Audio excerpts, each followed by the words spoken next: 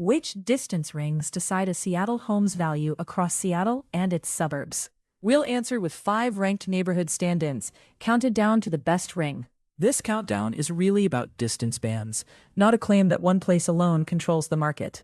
Using Zillow's April 2026 figures, distance from downtown Seattle predicts a ZIP's post-peak performance at a 0.74 correlation.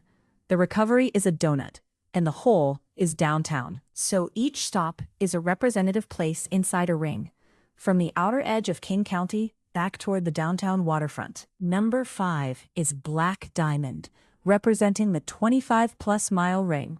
This outer band is up a median 1.6% since the 2022 peak, according to Zillow in April 2026, which gives it the clearest positive signal in the countdown. Black Diamond is a King County city, and its value story is less about downtown adjacency and more about being well outside the core. Its walk score is 44, according to Walk Score in 2026, reinforcing the more spread-out pattern this far from Seattle's center. That outer ring result matters because it flips the usual assumption that closer always means stronger.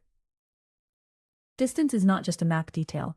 It is the structure of the value pattern itself. The farther out ring is not being judged by skyline views or downtown blocks, but by how it has performed after the 2022 peak compared with the rings closer in. That is why Black Diamond starts the countdown, not because it is the center of the market, but because it represents the outside edge of the donut. Number 4 is Kent, standing in for the 15 to 25 mile ring. This band is flat, a 0.0% median change since the peak, according to Zillow in April 2026. Kent is a King County city within the Seattle metropolitan area, so it gives us a useful midpoint between the far outer ring and the closer-in suburbs. Its walk score is 85, according to Walk Score in 2026, which adds a more connected urban pattern while still keeping the ring outside Seattle's immediate core. Kent's position is important because flat is not the same as weak in this kind of countdown. A 0.0% median change means this distance band has held its level since the peak, at least in the way Zillow's April 2026 numbers frame it. Compared with the outer ring, it does not show the same upward move. Compared with the inner rings coming next, it has not taken the same median hit. That makes Kent the stabilizer in the middle of the map. Number 3 is Woodinville, representing the 8 to 15 mile ring. This ring is down a median 2.4%, according to Zillow in April 2026. So the closer-in movement starts to show more clearly here. Woodinville is a King County city, and it acts as the transition point between suburban distance and the more Seattle-adjacent market. Its walk score is 75, according to Walk Score in 2026, giving it a measurable town center feel without putting it in the downtown orbit. This is where the donut shape becomes harder to ignore.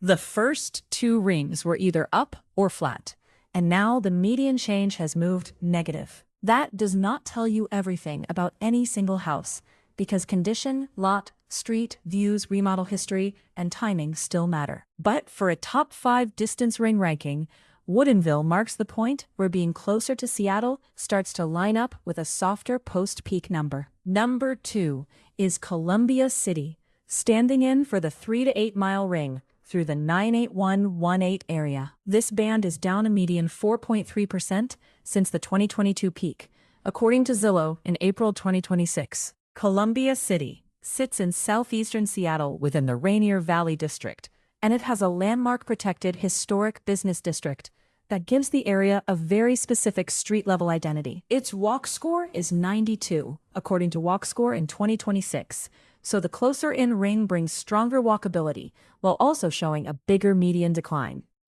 Columbia City is the key inside Seattle, but not downtown comparison.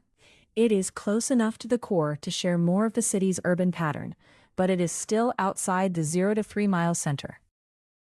That makes it a powerful second-place pick for this topic, because the distance ring is doing 2 things at once.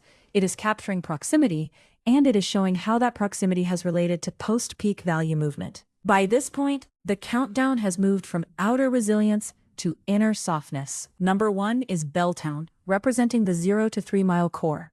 The inner ring is down a median 10.6% since the April 2022 peak, and Belltown itself is down 18.6% since 2018, according to Zillow in April 2026. This downtown waterfront neighborhood was shaped by regrading and has moved from a low-rent, semi-industrial arts district into a much more built-up urban area. Its typical home value is $581,749, according to Zillow in 2026.